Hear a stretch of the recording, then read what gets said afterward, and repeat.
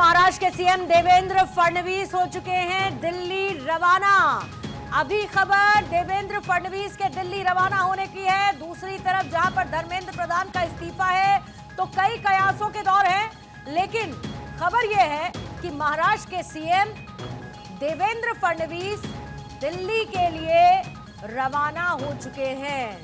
अब ये दिल्ली का दौरा एक नॉर्मल विजिट है या भविष्य में कोई संभावनाएं पैदा होंगी, ये देखना होगा। लेकिन दिल्ली के लिए देवेंद्र फडणवीस महाराष्ट्र से हो चुके हैं रवाना। देवेंद्र फडणवीस संगठन में एक मजबूत चेहरा, महाराष्ट्र के मुख्यमंत्री, मजबूत पकड़ रखने वाले, और अब उनके दिल्ली रवानगी की खबर है। महाराष्ट्र से वो रवाना हुए हैं। इसी बीच में धर्मेंद्र प्रधान का क्योंकि इस्तीफा हुआ है, खास तौर पर इसीलिए इस टाइमिंग की वजह से देवेंद्र फडणवीस का दिल्ली आना कई कयासों को इस वक्त पैदा कर रहा है। लेकिन देखना होगा कि ये उनकी नॉर्मल विजिट दिल्ली की रहती है, दिल्ली दौरा एक आम दिल्ली दौरा रहता है। गौरव मेरे सहयोगी और ज्यादा जानकारी के लिए इस वक्त जुड़ चुके हैं। गौरव, टाइमिंग ऐसी है कि देवेंद्र फडणवीस का दिल्ली दौरा कई कयासों को भी पैदा कर रहा है।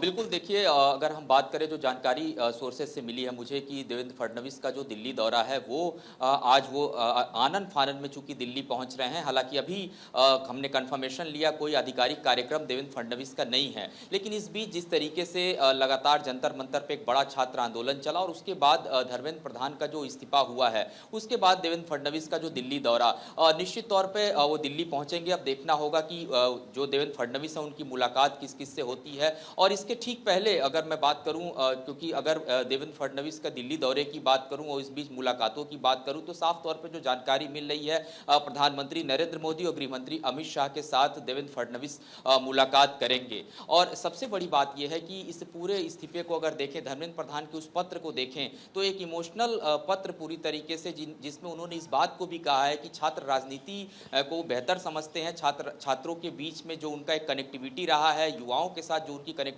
रही हो किस तरीके से रही है।